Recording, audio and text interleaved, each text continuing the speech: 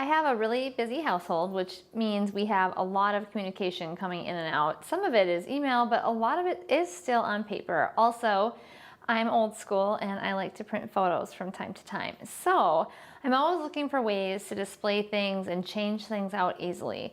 I also like to shop for antiques and thrift store items, and am slightly obsessed with metal trays like this with vintage designs. When I'm doing my regular shopping, I've noticed a lot of boards and message centers that look like this but are brand new, and thought to myself, I actually could make that myself and pay about 20% of what I've seen them sold for. So I decided to get out my trusty drill and make a message board for my family. And then it turned out that people were so excited about them when they came to my house that I ended up making a lot of these for gifts. So it's an inexpensive gift and also a very purposeful item. This board right here is actually just a very inexpensive pizza pan that I bought at my local big box retailer. I think it was really $2.99 because I'm actually not going to cook on this, so I don't care about the quality. I used this chalkboard paint and sprayed the entire thing and just simply drilled a couple holes in it. You don't want to use a thin drill bit, you want to use a little bit of a thicker drill bit because you want to be able to then go ahead and put some ribbon through the front so you can hang it. So I'm going to do that right now. So I've got just a little bit of this green ribbon, and that's what's nice about this too. If you have twine or even like fabric strips or a scrap of ribbon, it doesn't take much to make this project. I'm gonna go ahead and thread this through. And then I give myself enough room to tie a knot. Pull the knot tight. I'm gonna cut this and then do the same thing on the other side. And you can just sort of adjust how long you want this to hang. So one idea is to make a grouping of a few different boards. So depending how high and how low you want things, you can just adjust your loop accordingly. So I've tied my second knot. And then I'm gonna go ahead and, of course, finish the ends off so they look nice. Easy breezy, just like that. One thing I also like to do is make magnets to go on my board. The important thing is to get something that is a really strong magnet. So I buy these heavy duty magnets at one of my craft stores, and I think I got this pack of 36 for under $8. So that's a lot of magnets. Then I went to my button jar and found just miscellaneous buttons.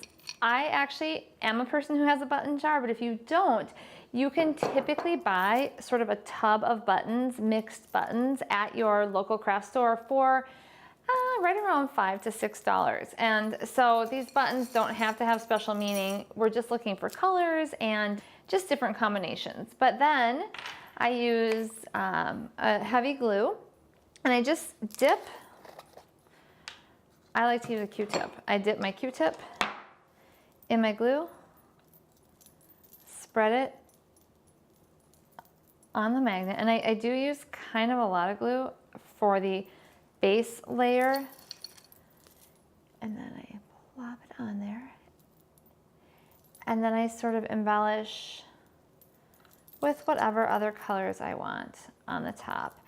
And this is a great project for kids, honestly. This is something they can do because all of these materials are non-toxic, and it's just kind of a fun way to create something and personalize your own message center. So in the end, you then come up with finished magnets like this, which are really cute to use on your board, just like this one. So the other item to keep in mind is you can apply washi tape or duct tape to a board.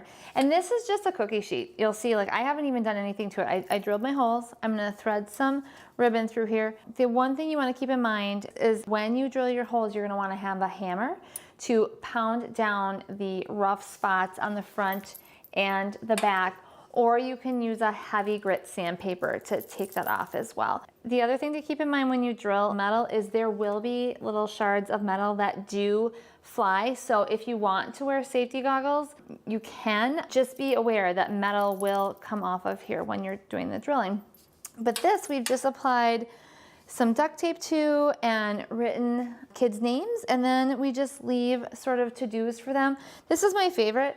Clean your room. Does anybody else want their child to clean their room? Because I'm kind of waiting for that to happen one of these years. Basically, then you can just sort of post what you need to happen during the day.